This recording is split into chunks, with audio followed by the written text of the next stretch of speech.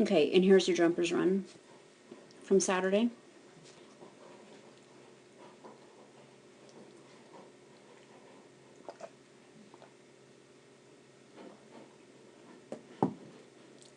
Bummer on that first bar.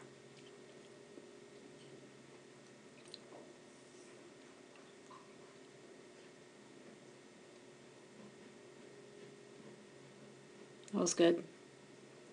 And it kept you on track. It's like a little awkward, but it gets you, you know, where you want to be. It gets you switch sides or whatever. Okay, that was actually pretty good, Karen. It's hard when I'm videoing these because I don't really see them, you know. Now, she might have knocked this bar because she's standing, and she normally starts from a sit. But with her, since she does have a problem with bars, set her back from that first jump as far as possible. Okay, because where she is standing right now, she's going to be able to take one stride and then take off.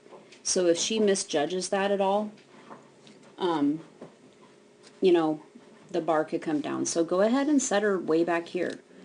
And then if she does break her stay and something like this happens, then you have a little bit more space. You know, she'll have more space to the jump before she has to take off. So that could have been what happened.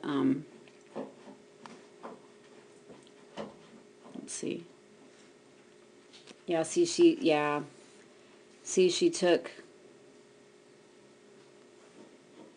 this little dinky stride and then another dinky stride, and then she just misjudged it and she hit it with her back feet. Look at how her back is arched. She tried to get her feet up, but she just couldn't. So go ahead and set her farther back on all courses. Setting her farther back, well, I think I already said it, but it'll help her. It'll give her more time to figure out what she needs to do. Okay, now this cross, this is excellent. How you have the outside arm up. You're starting to look at her. Here's her stride before she takes off. You're already rotating. Now, ideally, you would have that rotation done, this stride before she takes off, and you would already be heading in the new direction. Okay, so probably need to lead out farther with her because she's pretty fast. Let's see. You did get going when you released her, because sometimes you have a tendency to release her but then not get going. But you actually did a good job, so I think you just needed to lead out a little bit farther, and you probably could have had that cross done. But you do it, and you hang on to it. And that is so good, Karen. How you just stood there and you waited for her to come to your side. Really, really good, because she has that tendency to go behind you, and you didn't let her do it. You didn't just keep going, which is what you used to do. So this is really good, because it's excellent, in fact, because what it's going to do, it's going to teach her that, okay, I can tell that my mom is doing a front cross, and even though it's maybe a little bit late, I know that I'm going to be expected to come into this side.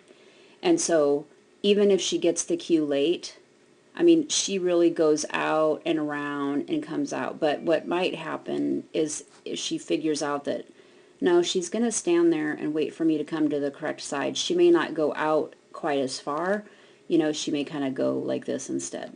So that was really good, and definitely an improvement, something that I've been getting after you about all summer. So that's really good. You change that. Now here, you clap your hands. Okay? See right here. And look, she comes right to you. Now, she was kind of going wide, but there's a lot of space between that jump and these weave pulls, and she knows how to weave. And so don't clap your hands. There's nothing else out here. There's no other equipment out here for her to take. And, you know, if anything, I know that she is ahead of you here, but you just sort of stop and clap your hands. If anything, just keep moving to the weave pulls, okay? Get over to the weave pulls so she knows what she's supposed to do, okay? because then you stop, you clap, she comes to you, and then she jumps on you. She's like, what? And then you tell her to weave, and lo and behold, she does. Okay, so trust her just a little bit more. And you do this cross, it's great, just like I told you to do.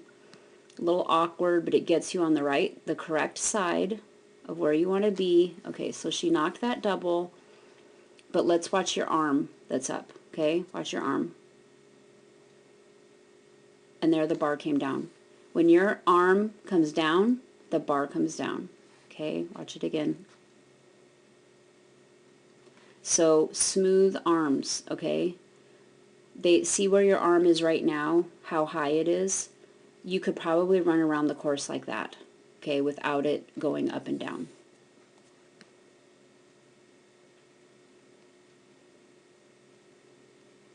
Now, she wowed way out there. Let's look at that.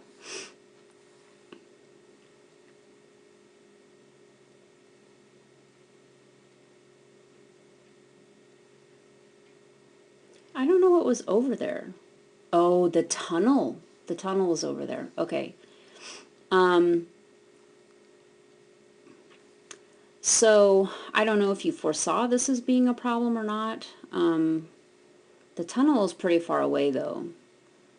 And, I mean, you're pretty clearly running in this direction, so I think that was... I wouldn't really say that you did anything wrong there. If when you were walking the course, you thought she might look at the tunnel, then you should have had your outside arm up here, which would have helped her know that she was going to go this way. But if you didn't foresee it as being a problem, and then by that time it was just too late, she went around the jump. But the rest of this, nice. You do this rear cross on the flat, and it's really nice, and she reads it really nice, and then just a straight finish is nice. You guys are really close.